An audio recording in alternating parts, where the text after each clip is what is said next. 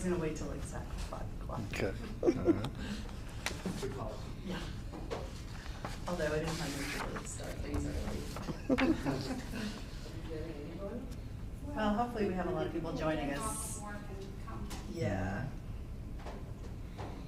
Okay. All right. Well, we got you. You got a name. I hope this isn't all for me. I would do it just for you. We want everybody to vote. All right, I think we'll go ahead and get started. Everybody's ready. All right, so welcome everyone. My name is Kathleen Espinoza. I am on the leadership team of the League of Women Voters of Lafayette. Thank you for coming to our event. Thank you to those who have joined us via Acadiana Community Media's live stream. We're very grateful, as always, to have Acadiana Community Media as just a wonderful community partner, so that we can share this information that has actually a shelf life, and then we can have that. So the League is a nonpartisan, volunteer political advocacy organization. We encourage citizens to become informed about issues and vote to make their voice heard.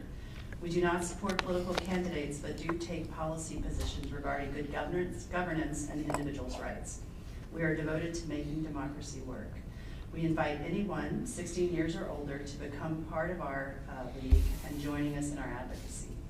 We're so happy today to have two of our Lafayette Parish pillars of all things elections. Lafayette Parish Clerk of Court, Louis Perret, was first elected as Clerk of Court for Lafayette Parish in November of 1999. Among the many duties of the Clerk of Court, an especially important one is as the Chief Election Officer of Lafayette Parish. This entails qualifying candidates for office in local elections, handling the absentee voting, instruction of commissioners, delivery of voting machines to all polling precincts, and the certification of the results of elections. Thank you so much for joining us today. Thanks for having me. Along with Mr. Perret, we have Lafayette's Registrar of Voters, Charlene Menard. As Lafayette's Registrar, her office, under the direction of the Louisiana Secretary of State's office, is responsible for the registration of voters in Lafayette and for administering and enforcing the rules and regulations relating to the registration of voters. Among Ms. Menard's duties are conducting absentee by mail and early voting and assigning registered voters to the various voting districts in Lafayette Parish. Thank you, Ms. Menard, for joining us today. So we'd like to organize our conversation today into 3 parts. 1, the mechanics of holding an election from start to finish. 2, changes to the process of registering and voting that have happened in the last year. And 3, things the public can do to engage in the civic process of holding elections, specifically working as an election day worker. So we're going to start with number 1. So what are the specific steps your offices take, and what are the biggest challenges? And so I guess we'd like to organize it pre-election, election day, and then post-election. So I'll let you go ahead and get started. Okay. You want to go first? Or you want me You to? can go first. All right, thank you.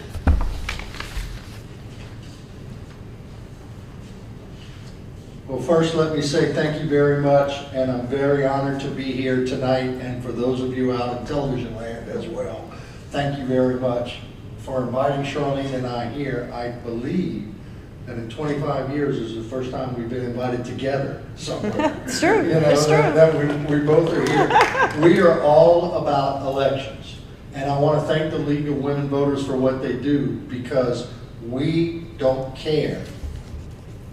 Let me say it a better way. We care very much about election outcomes, but we want to make sure everything's done fair, free, and open, Correct. and legal.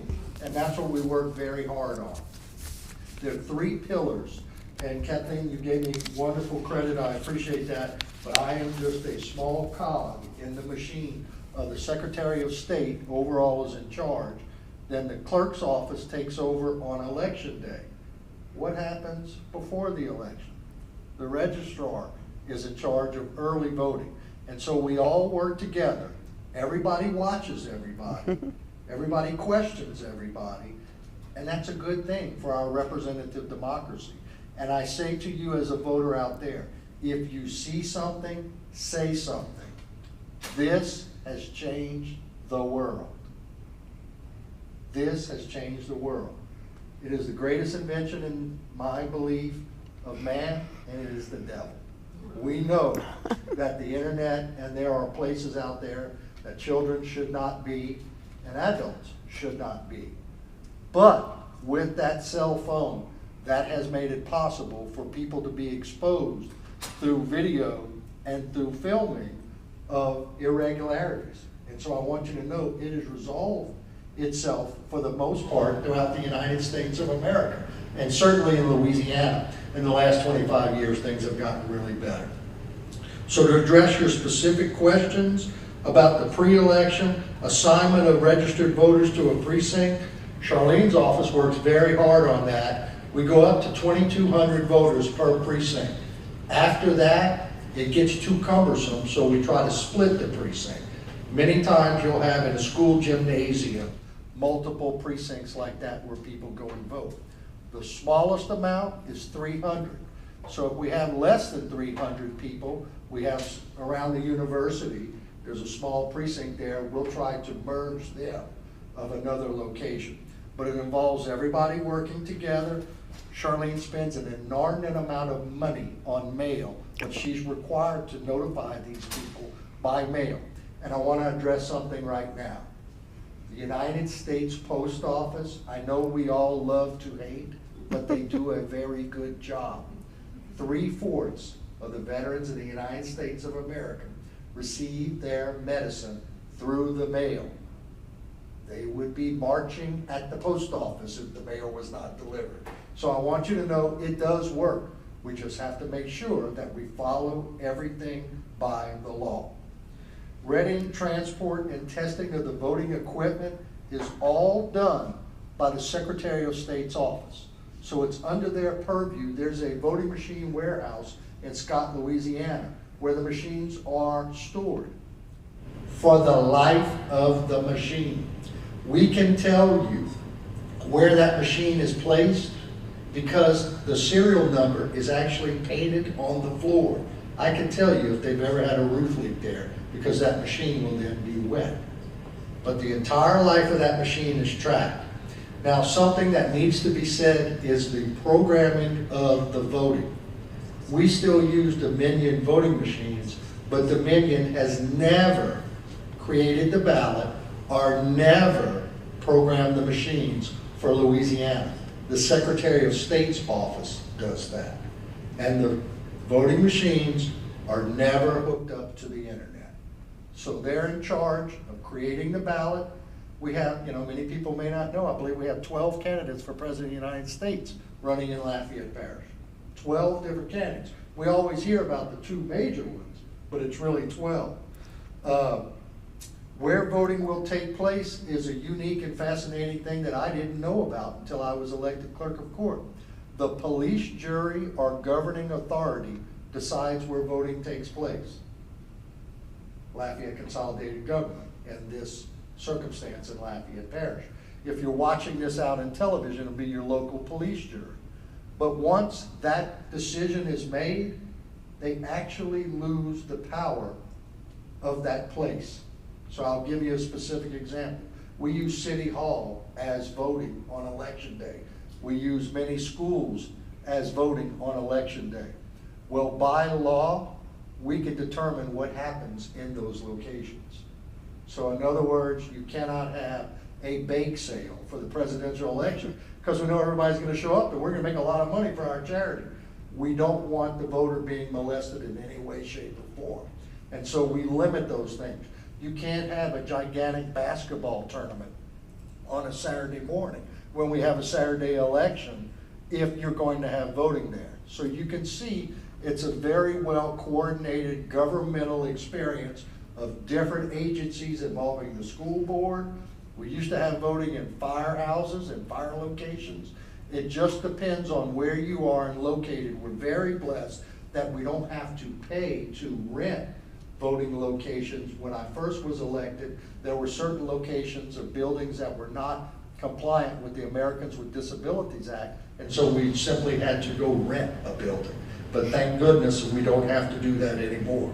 I'm going to let Charlene explain the curing of absentee by mail ballots, which is fascinating. but I want you to know her office spends an incredible amount of time making sure that each person that tries to vote is allowed to vote as long as they follow the rules.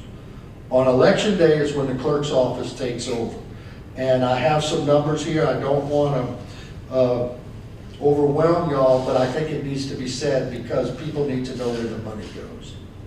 We are spending in Lafayette Parish alone for this presidential election $199,368. That's a lot of money. It's like having a birthday party and no one showing up. We have to prepare for everybody, and we want everybody to vote. As I said in the very beginning when I stood up here, we don't care who you vote for, we want you to turn out and be a good citizen. How do you be a good citizen? By participating in our representative democracy. Not everybody can attend a school board meeting or a city council meeting, but you can certainly educate yourself and participate in our representative democracy by expressing how you want things to go. And how you do that is by voting. So on election day, I will have 667 commissioners if they all show up and if we have enough to work at the polls. What do those people do? They check people in, they check their ID, they make sure everything is done properly, they make them sign the book. We have one commissioner in charge. They are led to the voting machine. There are other things y'all should be aware of besides the presidential election. If you live in Youngsville, you know about this election because they've got a very hotly contested chief of police race. They have a council spot open. We've got a public service commission. We were talking earlier, that's a very important position involving the spending of taxpayer dollars in the billions of dollars a year that many people don't even know that that job exists. You have a right to vote. You have a duty to educate yourself. So on election day, I will have at the clerk's office approximately 20 people there throughout the day helping handling phone calls. We will go out to the precinct and change out a machine if it happens to break. Those machines are very dependable, they're very good, they're very steady, sturdy. In 25 years, I think we've changed them out twice. Twice we had a CPU go out, another time the battery went out, but we have people to help us address those problems. Interesting, the only people that can't help me on election day is a certified police officer with a badge unless we call them, or somebody who's been convicted of an election offense. You understand why we don't want anybody who's been convicted of an election offense involved in the election, but you might ask, what about the police?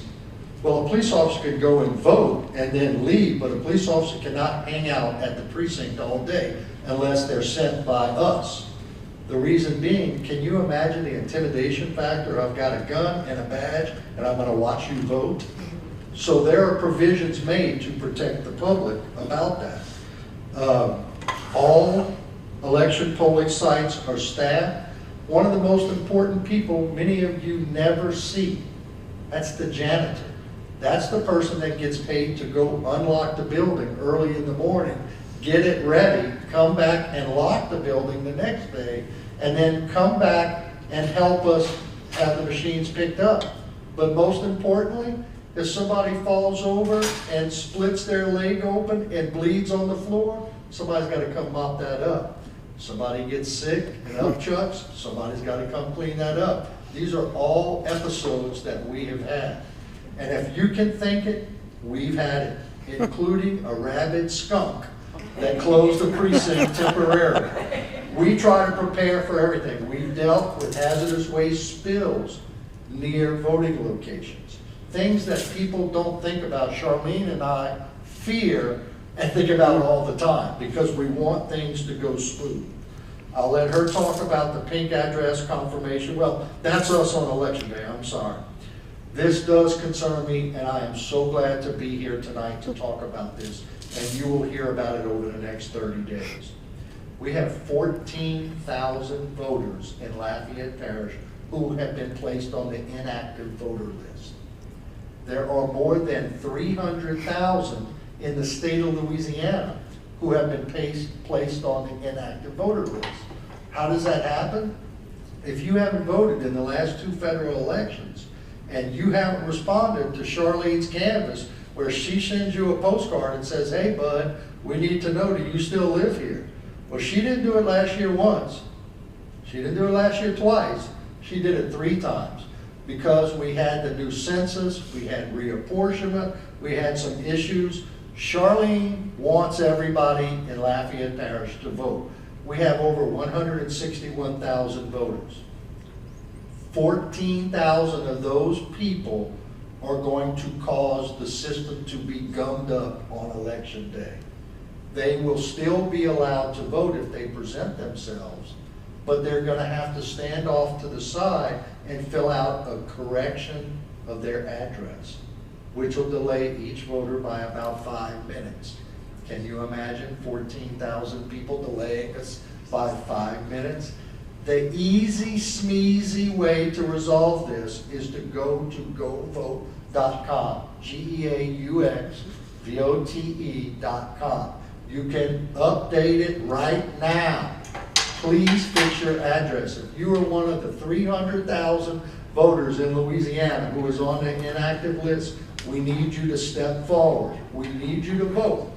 I polled the last, because I'm a nerd, the last 6 presidential elections. And I can tell you with fairly good confidence that we're going to have about a 68% turnout in Lafayette Parish. I wish I was wrong. I wish we had 100% turnout.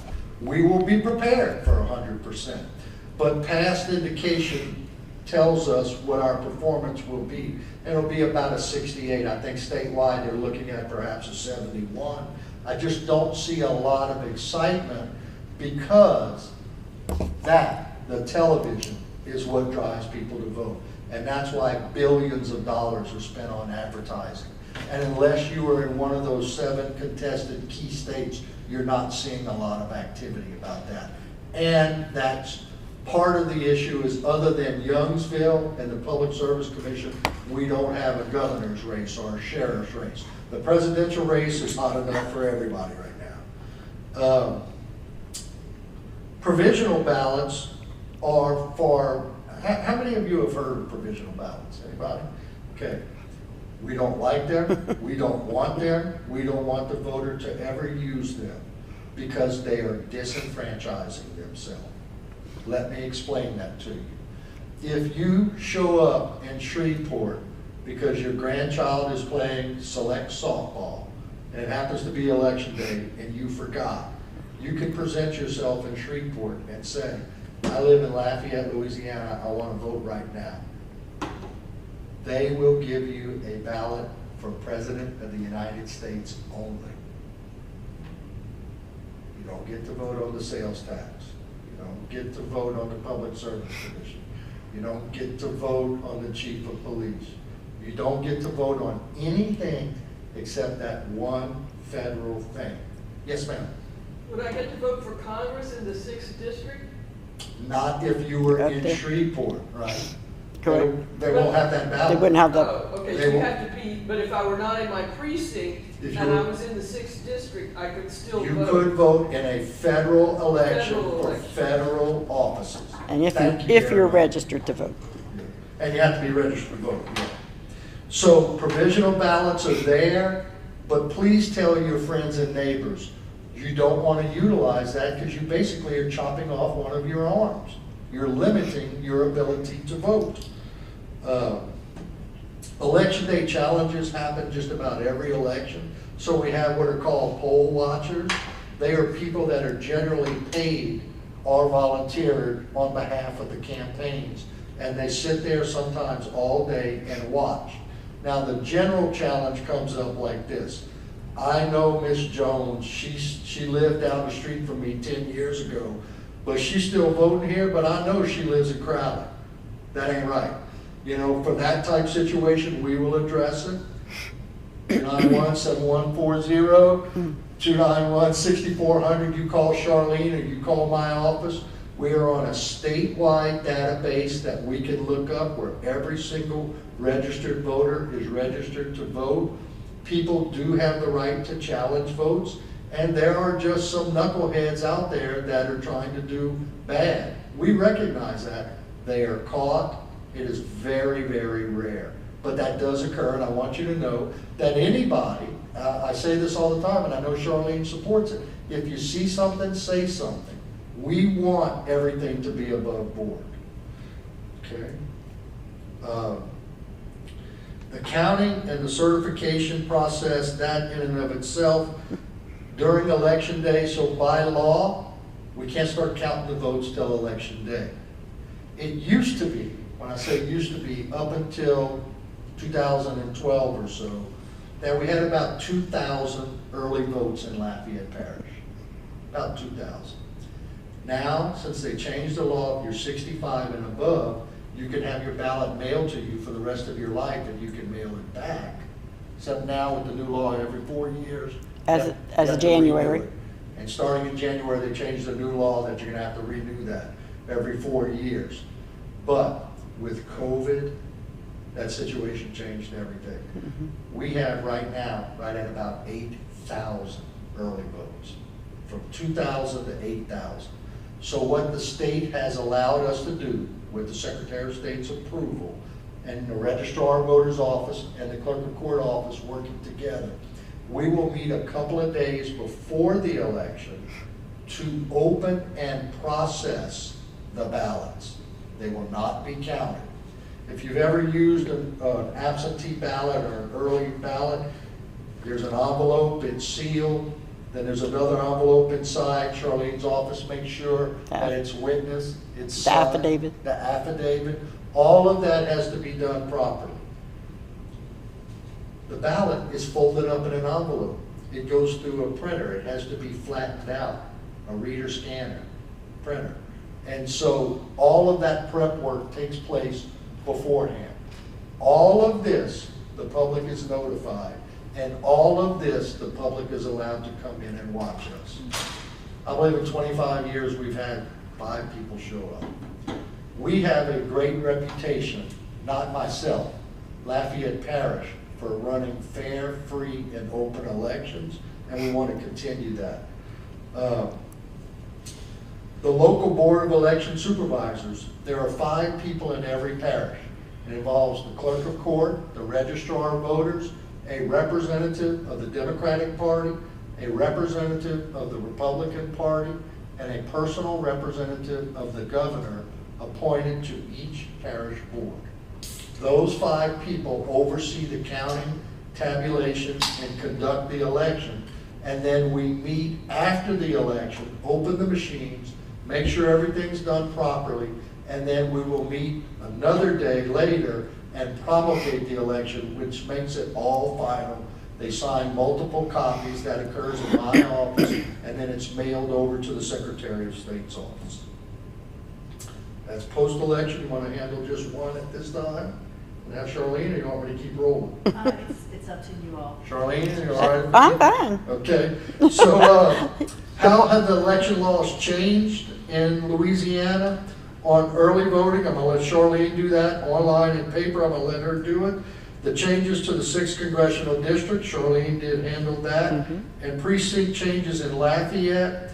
I can tell y'all we have 134 precincts at 51 different locations. That's 51 janitors you should be thinking about on election day, because they got to show up in order for elections to happen. There's also something called a key custodian. That's a person that shows up the day before the election. They meet at the location where the machines are dropped off. They take the keys to the machine, which is locked up, and they take them home. They show up the next morning at 5:30 in the morning, and they drop off the key. If they don't, they receive a phone call from me. If they don't receive a phone call and they don't answer, then we will go knock on their door, because we need the keys to the voting machine for that to work. It's all an orchestra, and it's all behind the scenes, but you, the general public, should feel comfortable that what we are doing is right and proper, and if not, if you see something, say something. We always want to learn, We know we are not perfect, we are human beings, but we love what we do. Precinct changes in Lafayette, I told you all about the one at UL. We think we're going to combine. How can you monitor voting? I can just tell you this. Louisiana's favorite sport is not football, it's not basketball, it's not hunting. Louisiana's favorite sport is politics, because even your grandma can play. Everybody gets involved in that. And the reason I'm talking about this is it's so fundamental to our representative democracy to have the public's involvement. If you don't get involved, you're going to get what you always get. But I want more from you. I want to pay you. I will pay you $200 to come help us on election day if you want to be a commissioner. We have even made it where you can take the test online over the internet, and up to and including the day before the election, we will more than likely be looking for election commissioners. As I said, I need about 800 people to help me conduct this election. We have about 1,200 that are certified. But always, always, somebody gets sick. My mama can't make it. Something happened to the dog. I didn't show up. I've had people show up and get sick right there at the door and have to leave. So we are always looking for people to help us work the elections. Most of the commissioners, most of the 800 commissioners are going to get to work in their home precinct, where you know your friends, you know your neighbors, you know those people.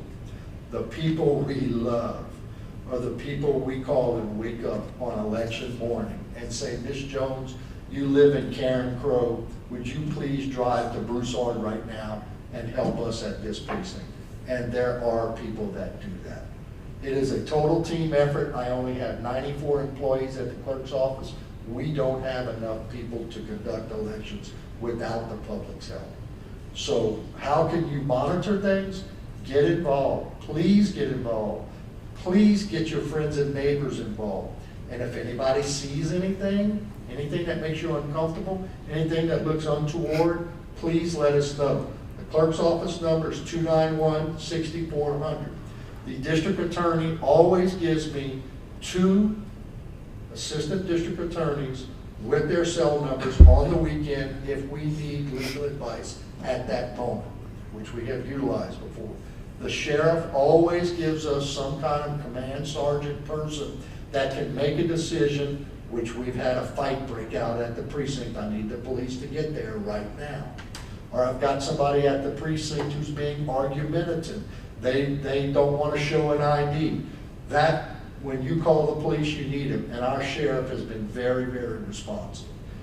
I feel like I've covered just about most of your questions. I'm going to let Charlene come up and address the rest of them, and then we'll hang around for questions. Okay, thank you very, very much.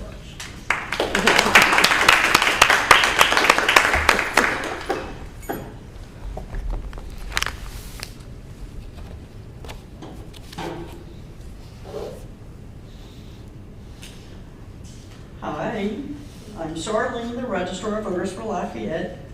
We are the office that a lot of people don't realize that we exist. They think that I work for Mr. Perret, and we all do. But of course, we're 2 different entities, and we work very well together. If it wouldn't be for them, sometimes I don't know what I would do. I was going to switch up your little agenda just a minute, because you got to be a registered voter before you can do an absentee voter. So I'm going to start off with that. Just so you know, I've been registrar since 2005 for 19 years. I've actually been with the Registrar of Voters office 29 years. So I've been here since I was young, and now I'm getting old. So I've did some time. I've had all kind of different scenarios I've been through with voting. I'm going to go back to registration because Monday is the deadline to register to vote in person or by mail for this election.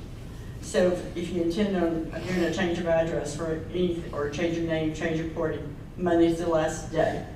You must be 17 years old or turning 18 prior To election. or on the election day. And what happens, the record goes active when you turn 18. You can register at 16, but it stays in a student status till the student turns 18. You cannot have a judgment of interdiction to be a registered voter. You cannot have a felony conviction. You must have a voter's rights certificate to register to vote if you've been convicted of a felony. Our books always close 30 days prior to an election, for in-person and by mail. The online registration is 20 days prior to the election. So once the 70th come around, which is Monday, if you come to my office, we're gonna make you do everything online, because that's the only way we can accept this changes till the October 15th, which is that deadline. We have different things going on for absentee voting. We have absentee voting in person, we have absentee voting by mail, we have the absentee ballot for the military and civilian overseas, we have the absentee ballot for hospitalized, we have the absentee ballot for disabled voters. So we have a bunch of different apps that you can utilize if you fit in that category. So absentee voting will be held October 18th, which is Friday, through October 29th, which is a Tuesday. So with that being said, we've mailed out ballots September 25th for this election. So everybody's starting to receive their ballots. They'll start coming back to the office, bringing their ballots. What happens is those who mail their ballots to the office, what happens, the curing process is what happens with the mail votes. If you forget your mother's maiden name, if you forget to sign it, and if you forget to get a witness to your signature. So that is all required in order to vote by mail. So to cure it, we will send a letter, we will call you to come into the office. If you do not come and cure your ballot that is in my office, you do not get to vote on election day, because that's your vote and you just couldn't come in to make the arrangements, you know, to fix your ballot. So that's the curing process that comes with us. The absentee voting will be held at 3 early voting sites. Here at the Lafayette main office is at 1010 Lafayette Street. We have the Martin Luther King Rec Center at 209 Cora. We have the East Regional Library, which is at 215 La Nouvelle. All of them will be open from 8:30 a.m. until 6 p.m. for voting, closed only on Sundays. So I think this one hits 2 Sundays in this cycle. So this election is actually 10 days for early voting, and then the election day is November 5th, which is a Tuesday. So we shouldn't have too many people requesting too many ballots. And I wanted to go back on COVID. The mail ballots of COVID, we went up to 10,000 for COVID, the COVID era. So we've been dwindling. So what happens is, like, grandma goes and moves in with a daughter or son, and once that mail ballot's mailed to the address that's on file, the ballot returns to the office because that person's not there. Ballots are not forwardable by mail. They are to return to my office if you're not at that address. By law, we can remove you from the program with that. The online registration will be happening as a Tuesday, and so if you come to my office, we'll instruct you to get on the computer, register to vote, or if you have your phone, or I can provide a laptop. But that's how we're going to work it from Tuesday on to the close of weeks of October 15th. U.S. Congressional District for Lafayette. Lafayette used to be all of District 3, right? They end on August 1st, was it? There was a Senate bill number 8, which divided our congressional districts into District 3 and District 6. And I know District 6 is the new one, and it has 40 precincts. So we have that election going on for November 5th. So if you're not familiar with it, I can give copies of which precincts are in each district. They work with the Secretary of State in passing these laws. So what it is, then it's handed down to me to do the voters, and the voters get their ID cards. Those are the cards that just went out and came back, and that's how my inactive list grew so much. We tried 2 mailings, your Supreme Court reapportionment, your congressional reapportionment, and then the canvas. So all three, like you said, so that generated an address confirmation card, then it generated a voter ID card, and they started coming back. So if your mail returns to the office, you go in an inactive list. We've been verifying a lot of addresses as much as we can because it will be a problem for early voting and especially election day. You know, the elderly people won't be able to stand in line that long. Just remember they are allowed to come in front of the line, any handicap voter. The precinct changes. We will just have that one, I think, for 72, if I remember correctly, because I think you pay 100% of that precinct. Is it 100% the parish would have to pay? I think so. If we don't move it into another precinct. So we can't just move people when we want to. It has to be all done by laws, and all our laws are made by legislation. So if you see something that is not right, you don't think it's right, it's because something happened somewhere in Louisiana, and that's how the laws come about. We have the new voter registration, voter drives. If you want to hold a voter drive, now you must register with the Secretary of State's office or my office. You will be held accountable now for those ballots. I'm sorry, the registration forms. They asked me to give me back the documents 30 days after you have come to my office and picked up these ballots. You must sign each one. So if somebody was to complain, then we know how to contact who did the voter drive.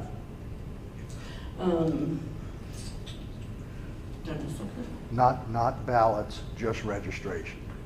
So if somebody does a Yes, registration drive, Yes. they don't hand out ballots. No, It's just nothing about it. registration. I'm sorry. Yeah. No. It's, And then you have to take all those back to the registrar? And turn them in by law. whether you registered them or not. The blank form should come back to my office. So people were having voter registration drives And and not not turning them in. And so people would go to vote on election day and they'd say, what do you mean I registered to vote? Where was it? It was at the school fair and somebody just forgot So about they it. can't take their own thing and hand it in, they have to give it back to the person that's registered. They can turn in their own. They could turn in their Yes. own. You just give them a But she's form. responsible, she, whoever signed up, we give them a number, maybe 50, maybe 25, it all depends what they're asking for. But if they don't register anybody, they have to bring those applications back to me. They don't want them just anywhere all over. But if somebody says, I want to just take this card and I'll turn it in myself. That's fine.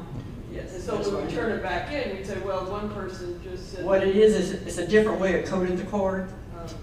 We have 1 through 9. 1 is the in-person, so if you come to my office with that form, I'd ask for identification and ask for something with your address. Then it would be put on the computer system as, which we call a 01. It goes through how to verify, that's it. If you just come and drop it off and say, here, I found this, I'm just dropping it off, it's a 20-day process. It's an 04 form. So it goes through a bigger process of verifying the information that's on the voter registration form. So, yes. What's the ratio of online to the paper voting now that you have online? I'm not voting, registered. Right. Back in the day, we only registered to vote at my office. At this time, way back when, everybody would be at my office registering to vote now. But now we have an influx of online registration. It's great. It's great. I have a question about online registration. We actually have our new league iPad on Friday night, and I had a couple of people who went on the voter information search, and they did not see their names. And I said, well, you know, there is this process of cleaning the rolls. You know, if you haven't voted in a while or you've changed addresses, you may have been removed. So I instructed them to register again, which they were able to do. Right. But the question that they had was, how will they know they've been registered? And I wondered if there's a general sense of, do they get the card from you within a week or two? Does it pop up on the GoVote app as they're an active voter? Once we process the application, it takes 2 days. It says overnight has to happen for it to transfer into the system. You will be online at the Secretary of State's website. If you go search your name, Okay. you will be on there. What happens, we have a lot of problem with the audit code because you have to have a driver's license to register online. But what it is, if you get a duplicate, lost your license, the audit code they're asking for is that original driver's license when you first got it, that audit code. Otherwise, it's going to make you print it and send it into my office. There was something that I was going to tell you about. So if someone registered online, we should tell them, you know, you should see it in a few days. Oh, the voter ID card, I'm sorry. The voter ID cards are only generated on Tuesdays Okay. through the Secretary of State's office in Baton Rouge. Okay, so there's a little lag with Yes, that. so if you come today to register, your card's not generated until next Tuesday, and then it will be mailed from Baton Rouge to you here. So you're looking at receiving 10 days. 10 days. Approximately 10 days, yes. But you do not need your voter ID card to vote. Right. You need a pictured ID and something with your signature. So, but with the Go Vote app, once you register online, you can go print your own voter ID card if you're interested in having it. Oh, I have one other question. People are actually getting my phone number as president of the league, but someone called me. She had just moved to Louisiana from Washington State, and I think she had not gotten her driver's license yet. I don't know what it is here. When I moved to Georgia, I think you had to do it within 90 days or something. But she does not have a state ID yet, so she did. This is in Orleans Parish.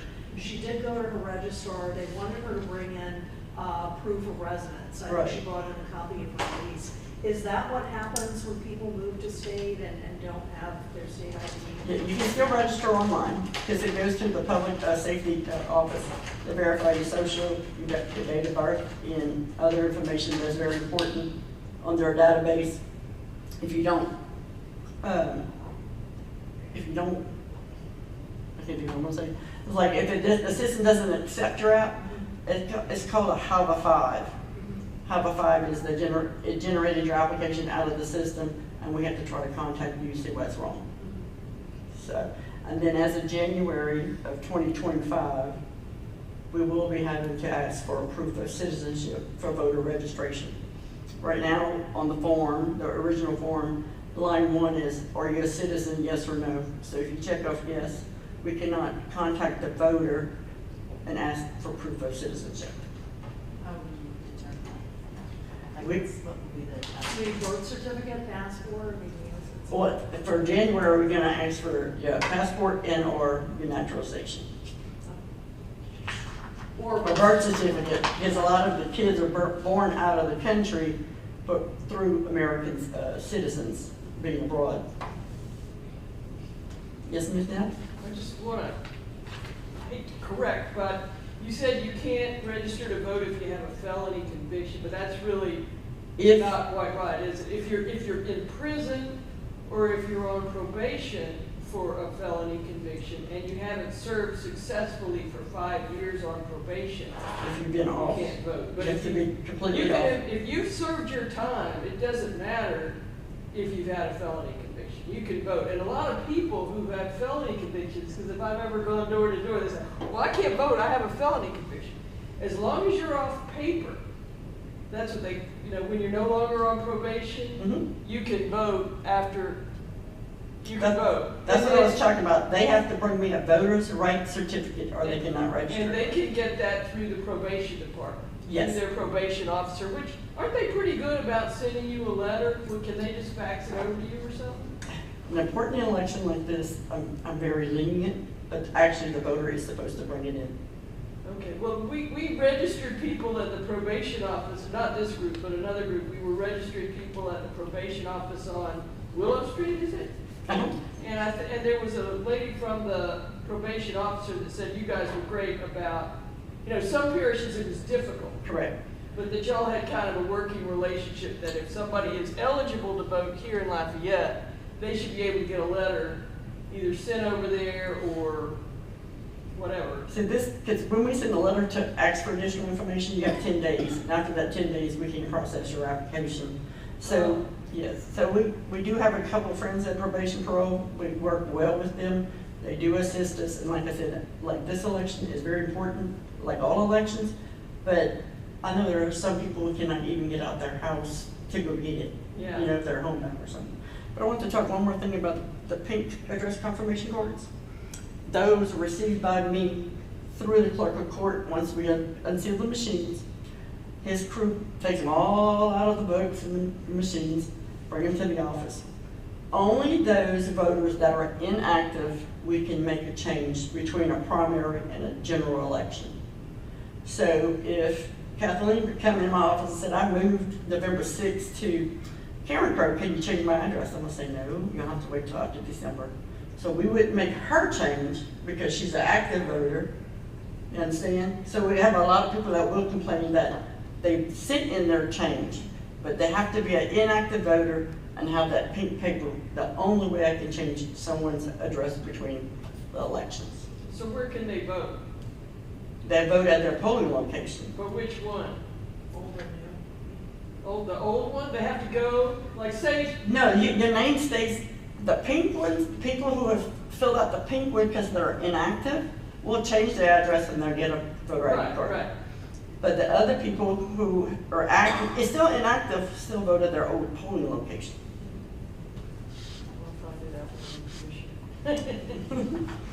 Well, is there anything else you would like to ask me? I have a question. Yeah. I know a couple of years ago when my daughter first went to college, she requested for an absentee ballot, mailed it in, but didn't realize that you had to have someone to sign off. So that was The witness? right. to have It's a in the witness. instructions. So well, that's a child. Well, for this election, there's a new little instructional. It has a copy of the affidavit envelope and it has little arrows. This is required and what is, so hopefully this will help for this election. Okay, and I've been on her to say, hey, have you checked your mail? She said she hadn't received it yet. So I just wanted to make sure that, She's out of state. yeah, she's in Oklahoma. So I've been, hey, did you get your ballot yet? Hey, did you get your ballot? So I just wanted to kind of, you know, that's children. I mean, you know, they're teenagers. You'd be surprised how many children don't know their mother's maiden name. You know, I'm getting Charlene Menard registered. Your mother's maiden name, Charlene Menard. I said, this is a different generation. Different generation. Any other questions? I just want to kind of lift up something you said that I really hadn't realized until now. You mentioned that elderly people might be moving in with their family. They also might be moving into independent living or assisted living or other kinds of facilities, or they might be in a rehabilitation center or moving back home or somewhere. So I think we think of mobility as something that happens with young people, but it sounds like there's this other stage in life, and especially if they're going to have to re-register every 4 years under the new law, we may need to do some education on what happens when older people move. A lot of nursing homes are working well with nursing homes. We are going to 2 different ones probably within the next 2 weeks, bringing the machines. The people will get to vote on the machines instead of paper. The ballots have been mailed out already. There's a new program for the nursing homes, which the Secretary of State has pushed. We've always had the nursing home applications, we always did. But now they prefer for us to go instead of filling out the paper and filling out, because I think they can't come cure a ballot is what the purpose is. Because if you're in the nursing home, you can get out of and come to my office to sign or put your mother's maiden name and stuff like that, get a witness signature. So yes, but we do go to a lot of nursing homes, and the rest for this election will have mail ballots to whoever requested them. A quick question on the citizenship law that's been changed. So who's going to be required to, and what will they have to submit? Who and what? Well, when you get a registered vote and I see you're born, let's say in Turkey, I'll be sending you a letter asking you for proof of citizenship, either your naturalization, U.S. passport. The people who are newly registered? Yes, Newly registered. newly registered as of January. And are you saying it's everybody, or it's only people who are not born in Louisiana? I mean, how are you making No, this? everybody. Everybody. Because we're not, like I said, I've been here a long time, that the kids that are born out of the country, their parents are U.S. citizens, they're going to have a U.S. Birth certificate. They won't have an out of country. So they'll have to provide their birth certificate? If they were born outside, yes. But everybody's gonna have to provide a birth certificate, right?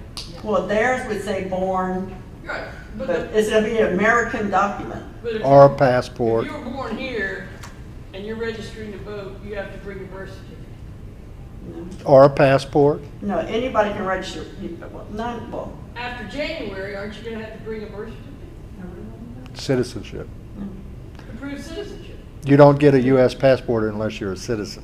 Right, yeah, birth certificate or passport. well, your birth date is on the naturalization and on the U.S. passport. No, I'm just talking. A regular voter? Just a regular person wants to go in and register to vote for the first time after January 1st, do they have to bring in a birth certificate or passport? No, not nobody here. You just need something with your name, address, and your date of birth. So who has to prove their citizenship? Those born on the country when they put it on the application. Huh, I have a question. I really didn't know that. You said after, under new law, it'll be the older people who have theirs mailed to them, they'll have to something. Resubmit every 4 years. Are they notified of that? They will be. When Well, they have to? We can't do nothing until the law is effective. Yeah. So we will get a new set of instructions in January. So probably on the document that they'll have to fill out, I'm sure at the bottom they're gonna put a disclaimer that they'll have to re-register every 4 years. But that, as we get them, like coming to the office, we are letting them know already that, next year, 4 years, you'll have to keep track, you have to re-register. It's just ironic that my uncle, who's about 72, asked me, he said, I have not received he was calling me, I said, well, I don't know, but I'll get the information, I know it's coming to this meeting. But, didn't know when the ballots were, was looking for his ballot. So, and then he texted me and said, oh, I got it, just so happened, Right. yeah. A federal election, we get the ballots 45 days before the election. Okay, Any other is right before early voting. gotcha, okay, thank you. You're welcome. Thank y'all for having me. Yeah, I know Mr. Perret has to. Yes, that's what I was- So thank you both for coming. Thank you all.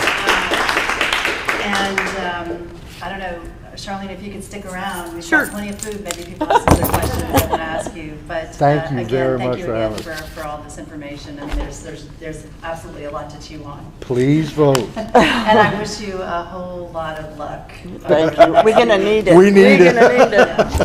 All right. All right, you, thanks Ben. so much. Thank We y'all. appreciate it. Okay.